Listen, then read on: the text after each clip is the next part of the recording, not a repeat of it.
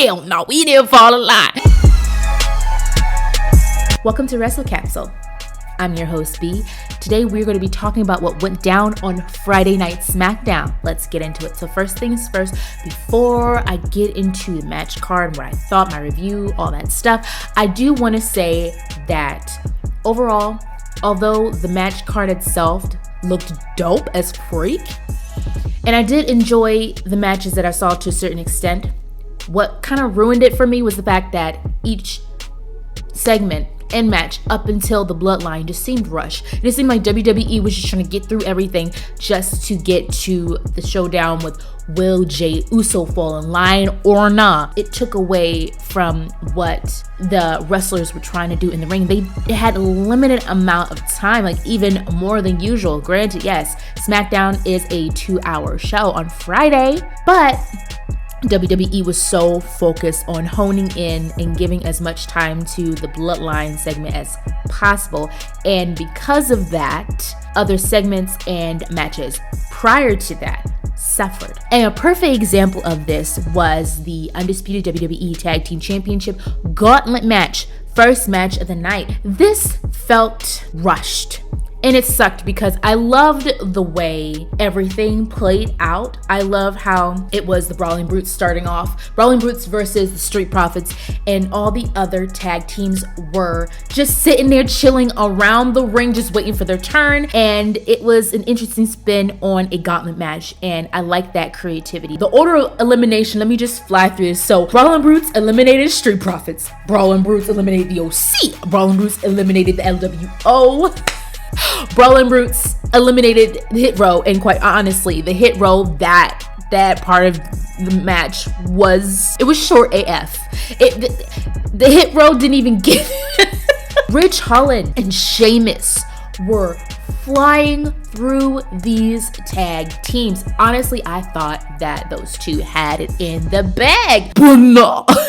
Because Pretty Deadly was last. Somehow, some way, cashed they check and was able to win the gauntlet match. Even though the match was short, I like how it ended, and it makes sense that Pretty Deadly won because, I mean, let's not forget, they were NXT UK Tag Team Champions at one point and going to Europe for Money in the Bank. Trouble in paradise when it comes to damage control. Okay. Essentially, Bayley costing Iyo Sky the match against Zelina Vega. I know Iyo is growing very tired of Bayley, and with Dakota Kai being out because of injury, and it's just those two trying to hold down the fort in this stable, I'm seeing the tension and I'm liking it. I'm just waiting and wondering when the ball gonna drop. I feel like it's going to be Iyo Sky that's gonna be the one who's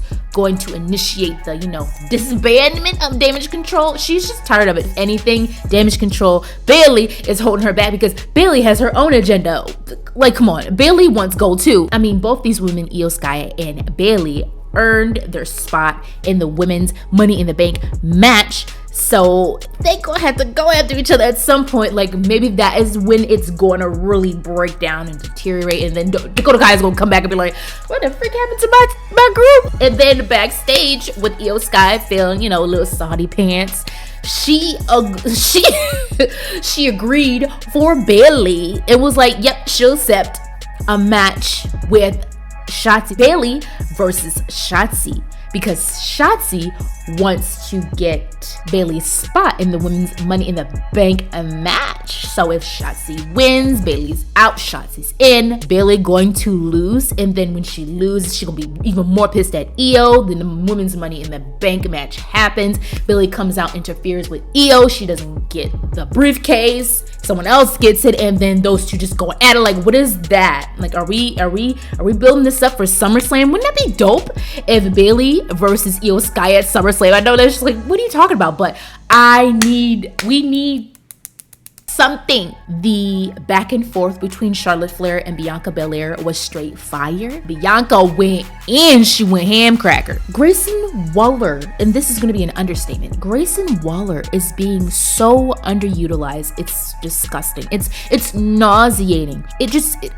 pisses me off to the core. Honestly, this segment with Grayson didn't even need to be there. The Grayson Waller effect didn't even need to be on with this to introduce Charlotte Flair. Charlotte Flair could have just came out, said what she needed to say. Bianca Belair could have came out, and then they would have been like, Like, I feel like Grayson Waller being there was kind of pointless, and even the interaction between Charlotte and Grayson was weird. Charlotte made Grayson look like a fanboy forgetting his lines. Like, it looked like these two were buying time until Bianca Belair interrupted and came out. Like, it was weird. Does creative not know what to do with Grayson? Like, it's not like he's just fresh off the wrestling boat. Like, this man was in NXT. You already got a blueprint of what he was being used, like what he was doing back in the development brand. So I'm just like, why can't we just evolutionize that, making up words, evolutionize that on the main roster? Okay, put him up against someone huge. Yes. Charlotte made a good point that when she lost her SmackDown Women's Championship to Rhea Ripley, she never got a rematch. She just went away. But then Bianca Belair, talk about, girl, no, you ran, sis. You ran away, and I was basically holding down the fort. And then Charlotte's like, no, I took a break. Like, I didn't run away. I'm a 14-time champion, okay? Like, even when I don't have the belt, I'm a champion. Bianca Belair, are you a champion? The EST, are you a champion without your belt? And all this stuff, they're coming at her reign, essentially. And Bianca got shook if. Was like, sis, boo boo. At least I didn't have to win it 14 times to make an impact in the women's division. Okay. I had the belt over 400 days, sis, consistently defending, okay, and reigning. What was you doing, boo boo, on boats with your husband? Let me stop. She didn't say that. Bianca Belair was in her element. She finally is able to be who she's supposed to be. And I feel like for the longest time, creatively, she was being held back so that they could save this Bianca Belair for this time in her career. And I'm just like, we could have just did this slowly instead of her being like, yeah, smiling at everything. Like, this woman was spitting facts. She was on fire. I think it was Extreme Rules of last year, my review. I was talking about what I foresaw. I knew this is what WWE was going to do. I saw the writing on the wall. I saw that Bianca Belair, Bayley went after Sasha, went after Becky, and Charlotte was the only horsewoman left.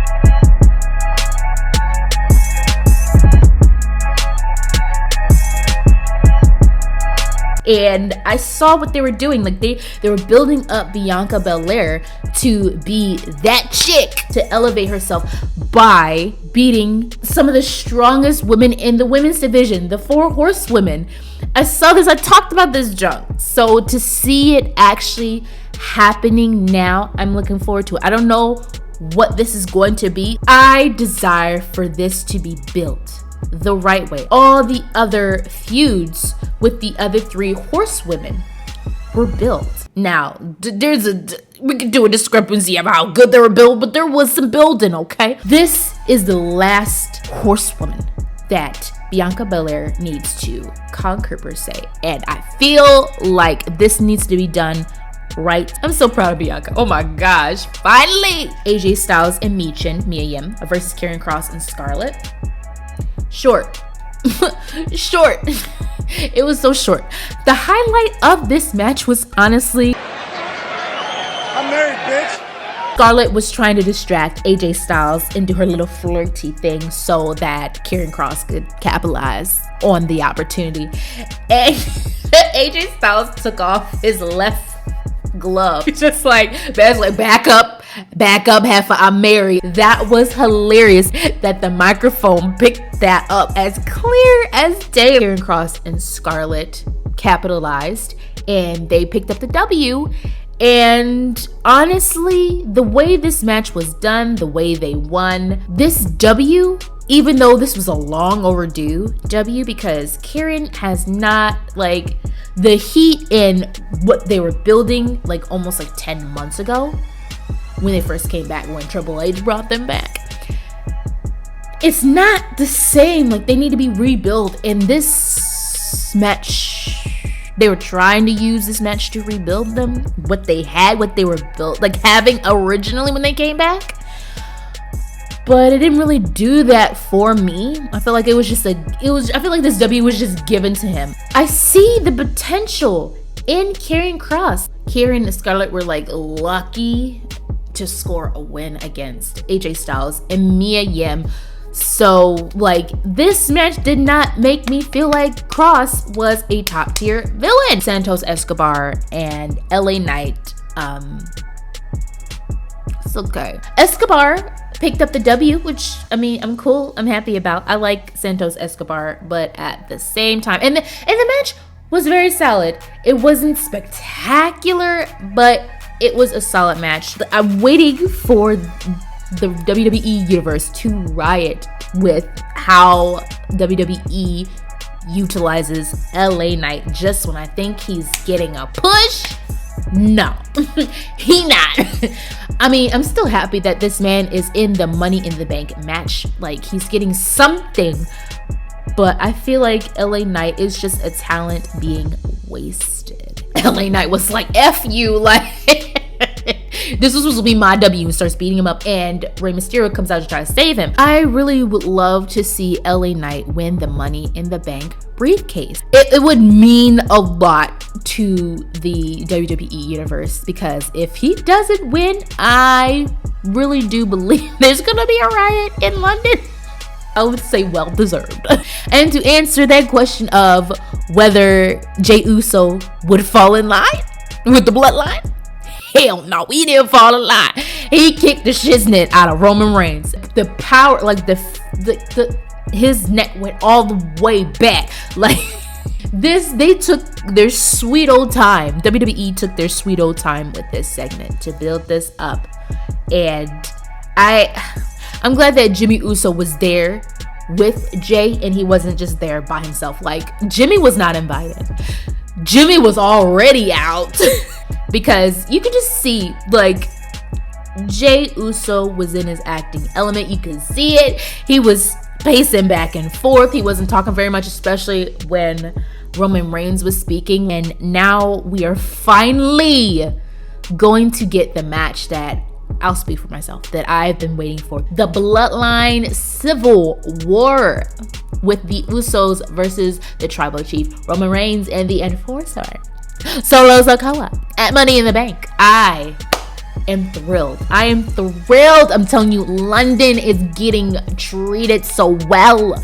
London is getting the special treatment. Oh my gosh, to be able to see that.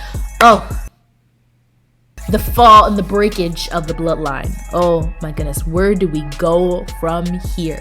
At some points, I was wondering if Jey Uso was going to fall back in line because of all the stuff that Roman Reigns was saying. I mean, Roman Reigns at the time was like, you know, you're going to be leading at some point. You are going to be the tribal chief of the Bloodline someday, just not now. So you just need to fall in line, have several seats, and let me continue being the tribal chief on the island of relevancy.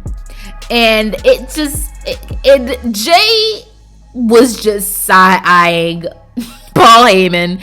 He has not been for the wise man, and just wanting, it was just like, he even did, I remember, he was literally giving Roman Reigns an ultimatum, like, either me or Paul. You do realize that Paul was the one who suggested that you be my successor?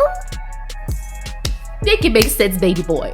Woo, the kicker part, I almost forgot. The kicker part was when Roman Reigns, I think it was Roman Reigns, either it was Paul Heyman or Roman Reigns, exposed the fact that Jimmy Uso didn't think that Jey Uso could become a tribal chief. And the betrayal on this man's face, the sadness, the disappointment, like Jimmy looked exposed, Jey looked hurt. Like, then you talking about the dynamic between the twins, Jay's trying to keep up with Jimmy, like all this stuff, like the family matters, my dude, the family matters. So when Jey actually kicked Roman Reigns, it was great. So yeah, that's Friday Night SmackDown. Like I said earlier in this episode, WWE rushed everything just to get to the Bloodline segment. I get it. Everyone's invested. Whether you hate the Bloodline storyline or whether you love it, you wanted to know what was going to happen next. Unless you're totally like against it, you're just like, I hate it. I don't give a shit about this. I'm skipping it. Well, that's on you because you just missed out on Jey Uso kicking the shit in. I have the Tribal Chief Roman Reigns. So guys, let me know what you thought about Friday Night SmackDown. Don't forget to like, comment, and subscribe for more episodes. Thank you so much for watching. Signing off. Bye.